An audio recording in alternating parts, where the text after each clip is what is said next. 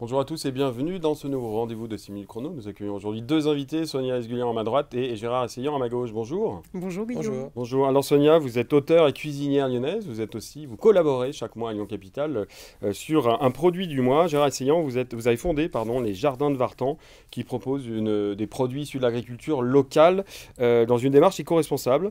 Alors le 6 janvier prochain, vous organisez avec le chef cuisinier lyonnais Alain Alexanian, vous organisez une action solidaire pour les réfugiés arméniens du Karabakh. Est-ce que vous pouvez rapidement nous expliquer pourquoi cette action caritative? Parce qu'on s'est rendu compte en fait qu'il y avait un afflux de réfugiés qui venaient justement de la région du Karabakh, qui arrivaient en Arménie, et qu'il fallait trouver des solutions pour aider ces réfugiés. Alors les Arméniens ont tendance à être plutôt résilients et optimistes, mais il fallait donner un coup de main. Et autour d'un café, parce que c'est souvent comme ça que ça se passe, on a pris un café ensemble et on s'est dit, on ne peut pas rester les bras croisés en attendant que les choses se passent. Et si cette année, en fêtant Noël, on faisait une action caritative simple à mettre en œuvre. Bon, alors on s'est relevé un peu les manches et grâce à Gérard, on a trouvé des solutions. Parce que le 6 janvier, je le rappelle, 6 janvier, c'est la date du Noël C'est Noël, arménien. oui, c'est ça. Ouais. Donc du coup, alors effectivement, il y a cette action caritative. Donc le 6 janvier, ça sera aux Halles des Sinoises. Qu'est-ce qui va être prévu, programmé? Alors l'idée c'est de faire quelque chose d'assez quand même festif, Ouais. malgré tout, parce qu'en fait on veut être dans l'action, voilà, c'est pas la peine de se lamenter sur le sort des uns et des autres, mais en tout cas c'est une belle journée, c'est une journée qui se veut festive. On va tourner autour d'une sorte de street food à l'arménienne, on va l'appeler comme ça, parce qu'on va faire beaucoup de choses un peu à emporter, les gens pourront acheter, emmener chez eux, manger sur place. Mais ça veut dire quoi? Il y aura des food trucks, il y aura des choses comme ça ou pas? On va faire on va être en mode un peu stand. Food court, ou des ouais, choses comme food ça, court, ouais. voilà, parce qu'il faut dire qu'on profite d'un lieu qui est très très sympa, qui a été réhabilité par la ville de Dessines en 2019. J'étais au tout début du projet, dans lequel d'ailleurs nous avons créé un restaurant qui s'appelle la Table de Vartan. Oui, exact.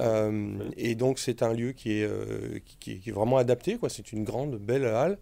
La ville de Dessines, bien sûr, au travers de Madame Fautra, son maire, est partenaire de l'événement.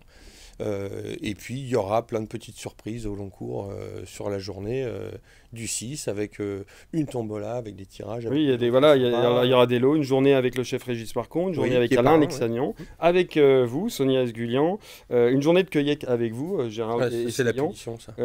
C'est la punition. Non, alors, il y a quelque chose qui est quand même intéressant, c'est qu'effectivement, tous les bénéfices de cette action caritative seront reversés au Fonds arménien de France.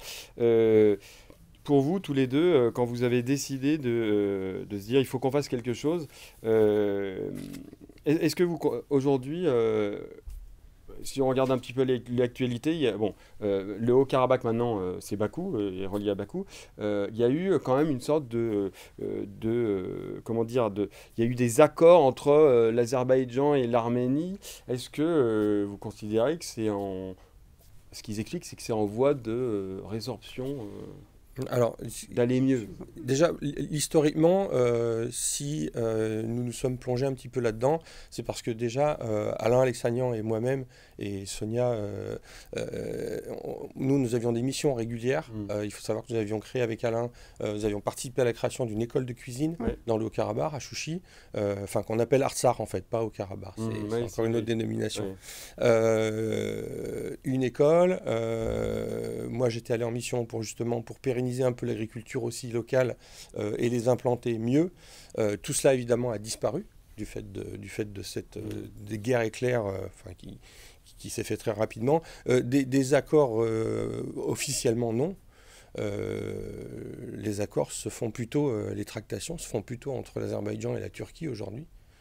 Ce qui est encore plus dangereux parce qu'ils veulent créer une sorte de couloir entre les deux pays et qui va traverser l'Arménie. Oui, donc l'Arménie de long en large. Clairement. Et voilà, et le gros risque, il est là aujourd'hui, politiquement, il est là. Ce sont des accords essentiellement pour échanger des prisonniers. D'ailleurs, prisonniers, c'est pas des accords de fond, parce que le problème reste le même. Voilà, il faut bien avoir en tête. J'ai vu qu'il y avait eu aussi un appel à la communauté internationale de 150 organisations politiques en disant il faut que le passage de l'Arménie soit sous contrôle de l'ONU, qu'il y ait un déploiement des casques bleus à la frontière et la libération des prisonniers. Bon, on l'a vu. Est-ce que cet appel, on a l'impression que c'est pas entendu? C'est-à-dire que c'est très déprimant parce qu'on voit bien le contexte actuel entre notamment Israël, on voit les problèmes différents dans différents pays du monde, franchement, c'est compliqué parce que personne ne prend vraiment parti pour l'Arménie. Et on le comprend, c'est tellement impliqué, imbriqué, que c'est compliqué justement de trouver une issue, une prise de position claire, quoi. Oui. Et puis cette région de l'Artsakh est une toute petite enclave, en fait. En gros, on a vidangé cette enclave de ses habitants. C'est comme si demain, on évacuait toute la ville de Villeurbanne, d'un coup, en disant, vous partez. Voilà, donc c'est un peu la complexité du truc.